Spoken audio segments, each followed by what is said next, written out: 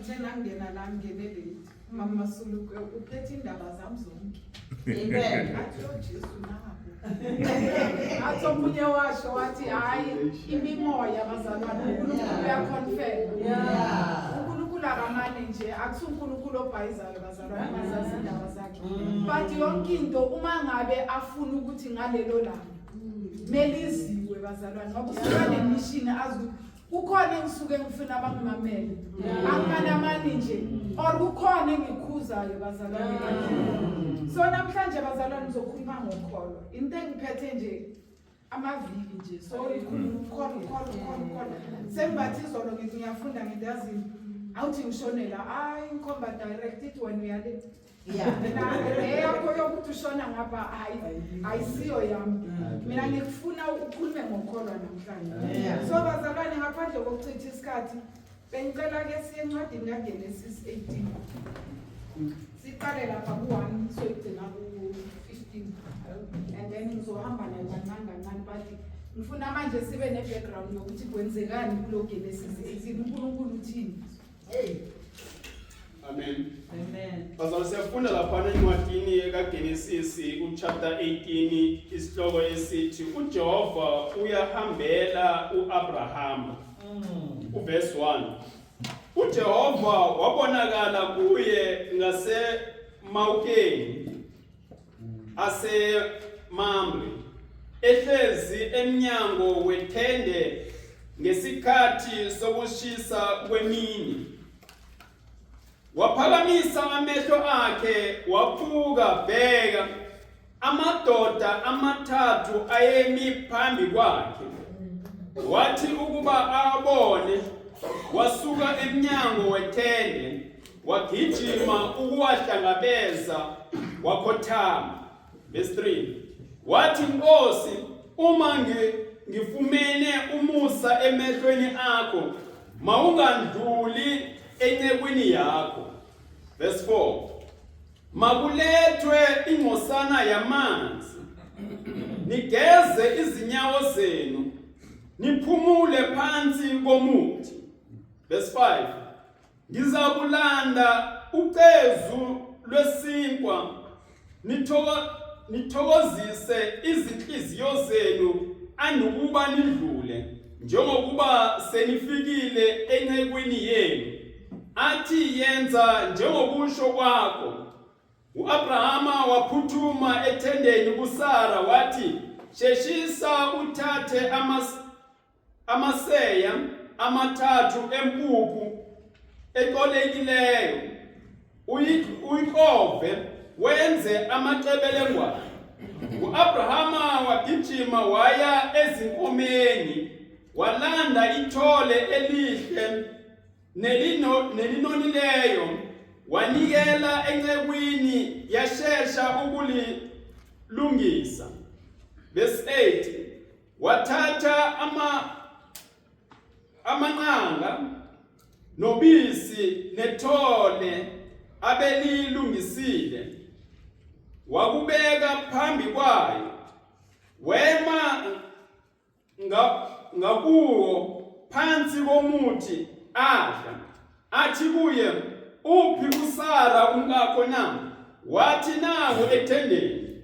Wayesethi impela ngiyakubuyela kuwe emva komnyaka ngalesi sikhathi. Bheka khona umkakho uSara uyakuba nendodana.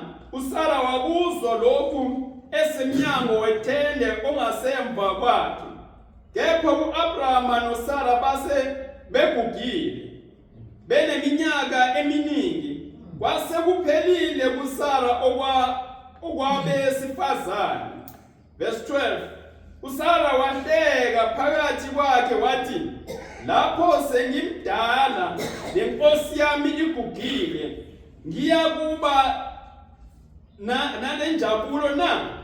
uJehova wathi kuAbraham uhlekeleni uSara ethi imbala ngizakuzala ngimdala na? Kukhona into emahlula uJehova na? Ngalesi sikhathi emva komnyaka kubuyela kuwe uSara abe nendodana. uSara waphika wathi, angihlekanga ngokuba wesaba, kepha wathi cha uhlekile.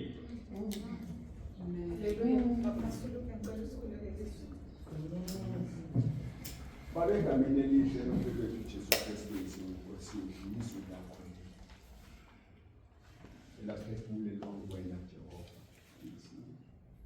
Baba ulehlisile nesiyo kulunga walehlisela kulinda.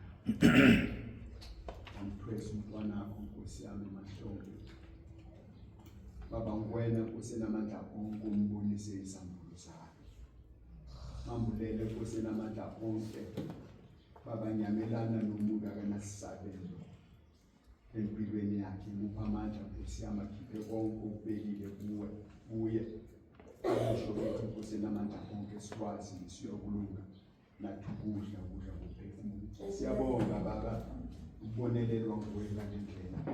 Siyabonga ukuthandwa nguwe Nkosi enamandla onke ngoKristu ophilayo manje kusikhulu phakade. Amen. Bazalwane la sithola izwi uGenesis 18 ngabakasho. Isihloko sakhona sithi uJehova uyahambela uAbraham.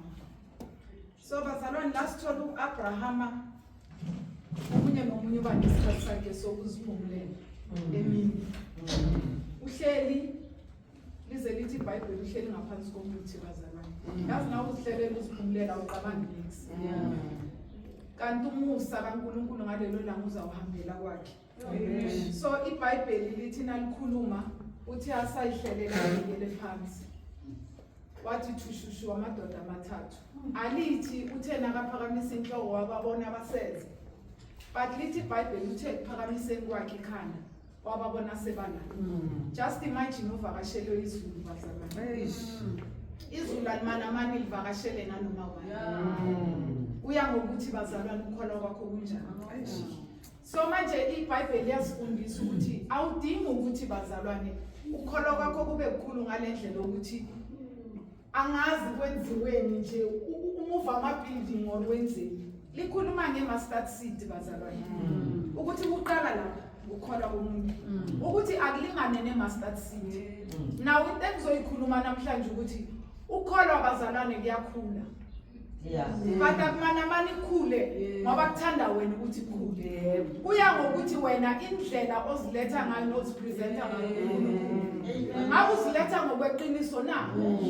Noma ngabe umane uthi uyakholwa ngoba these days sekuyifashion indaba yokuthi abazalwane bahambe nemithwalo yabo enkonzweni. Akuyathi mara uNkulunkulu shemyena ngiyamthanda uyazi. Mara uthwele imithwalo wafuna ukuyilahla.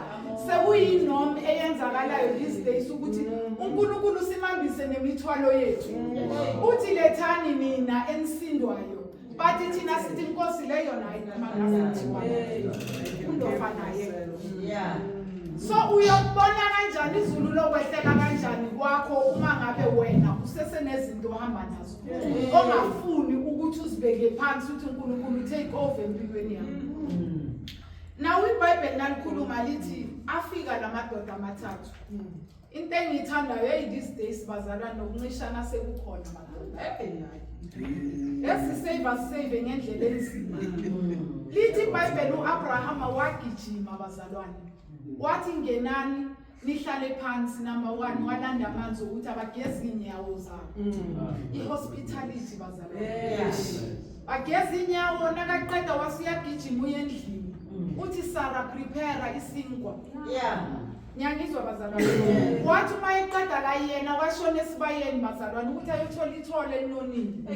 iBhayibheli ikhuluma ngehospitality. Ukuthi bazalwane ihambeli asizinakeni. Ake siyeke bazalwane ukuzicabangela madoda. Uyazazi omunye nomunye kule ndawo ukuthi wena unjani.